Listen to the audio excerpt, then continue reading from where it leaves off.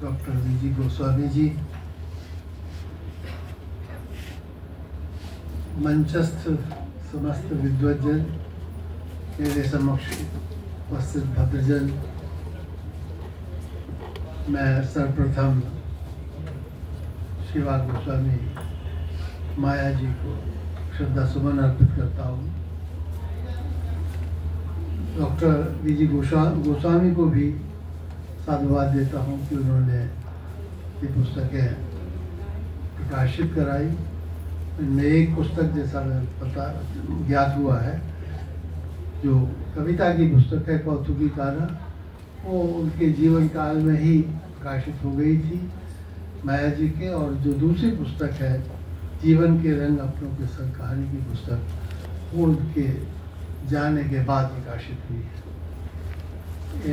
इस प्रकार का प्रकाशन किसी की व्यक्तित्व स्मृति में बहुत ही महत्वपूर्ण भी है और साथ ही साथ ये अन्यों के लिए दिशा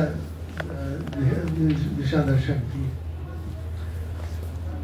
इन पुस्तकों में कतिपय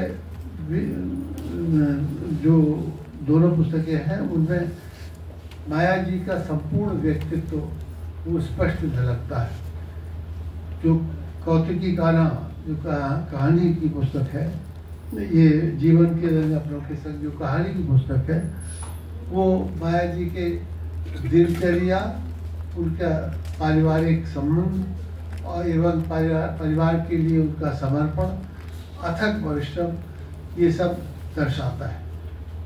और दूसरी पुस्तक जो कौतुकी काना है, वो उनके मन, उनकी सोच और उनके भावनात्मक पक्ष को प्रस्तुत करता है। हम सभी जानते हैं कि मनुष्य दो जीवन जीता है, एक तो शरीर पक्ष से उसका व्यक्तित्व होता है और दूसरा भावना मानस से, मन से होता है। और इसमें ये दोनों पक्ष जो कि माया जी का स्वयं का व्यक्तित्व था, वो स्पष्ट रूप से परिलक्षित होते हैं। ये जो कौतुकी काना में अगर आप देखें तो इसका जो मुख पृष्ठ है उसमें ये बच्चा, माया जी तो है ही और साथ ही में ये बच्चा भी उनका पौत्र है, अच्छा बैठा हुआ है। तो ये उन्होंने उसका पौत्र को लिया है। और जीवन के रंग अपनों के संग आप स्वयं देख सकते हैं कि मुख पृष्ठ विशेष रंगों से रंगीन है और आकर्षक भी है। तो इसी तरह उनका जीवन भी, माया जी का जीवन इसी तरह आकर्षक व्यक्तित्व और साथ ही साथ प्रभावशाली व्यक्तित्व रहा। मैं पहले जो उनका कौतुकी काना में जो एक छोटी सी कविता प्रस्तुत करना चाहूँगा। तवहीं वृक्ष से कूदा एक वानर, मटकी लेकर चढ़ गया ऊपर। चढ़ गए पेड़ पर कुछ तो वानर, कुछ नीचे खौखियावत हैं। और दे दे ताल काना है नाचत, खूब खाओ चिल्लावत हैं। वानर खो खो कह के जाने का कई जावत हैं। द्वारे पर अनगिनत है वानर, माखन का बिखरावत है। और पाछे से मैया है आई, कान्हा पे चिल्लावत है। तो कौतुक का जो वर्णन इससे अच्छा नहीं हो सकता। जो कौतुकी कान्हा है, जो और हम जानते हैं कि चाहे वानर अकेला हो या समूह में हो, वो कौतुक दिखाता ही रहता है। तो उसका वर्णन इसमें किया गया है। और समस्त जो पद इसके देखे जाए तो वो उनकी लगन कृष्ण के प्रति और कृष्ण के प्रति श्रद्धा और उनके लिए उनकी कल्पना उनकी उपस्थिति कल्पना, इन सभी पर आधारित ये सारे पद हैं, जिनमें ऐसा प्रतीत होता है कि उन्हें ऐसा लग रहा है जैसे कृष्ण जी उनके चारों ओर कौतुक कर रहे हैं और उन कौतुकों को देख देख के वो कविता के रूप में प्रस्तुत कर रही है। तो इस तरह का प्रस्तुतिकरण निश्चय रूप से अभिनंदनीय है, पठनीय है। जो जीवन के रंग अपनों के संग दूसरी कहानी की पुस्तक है। इसकी सारी कहानियाँ परिवार घर से केंद्रित है। जो पारिवारिक संबंध और पारिवारिक समस्याएं उन दोनों को प्रस्तुत करती है, और ये उनके जीवन के एक विशेष घटना से भी स्थापित होता है कि वो परिवार पर कितनी समर्पित थी।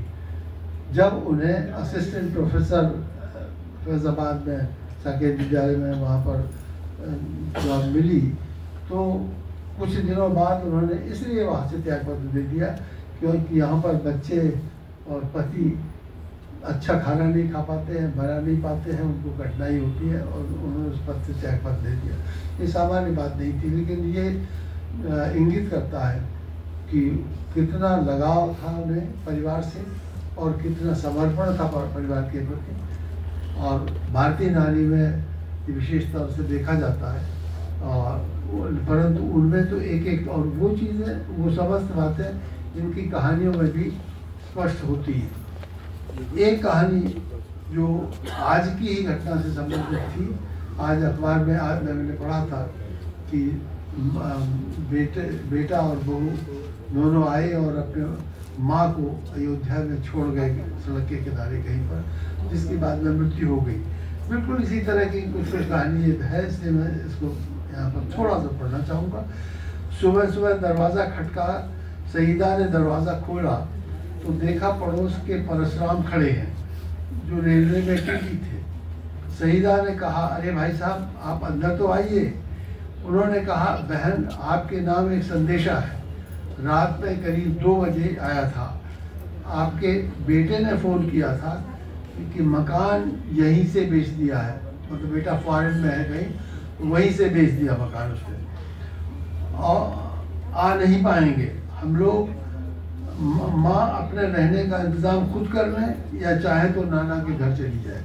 तो वो स्थिति जो कि आज से संबंधित थी, लेकिन ये उनका जो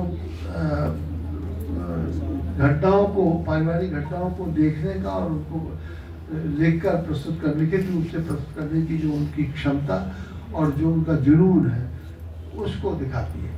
मैं समझता हूँ कि दोनों पुस्तकें पाठकों को पसंद भी आएगी, और मैं संभवतः अन्य आगे भी हम अगर कुछ उनका साहित्य बचा हो पहले का, तो मैं चाहूँगा कि डॉक्टर गिरी उनको भी हमारे सामने लाएं।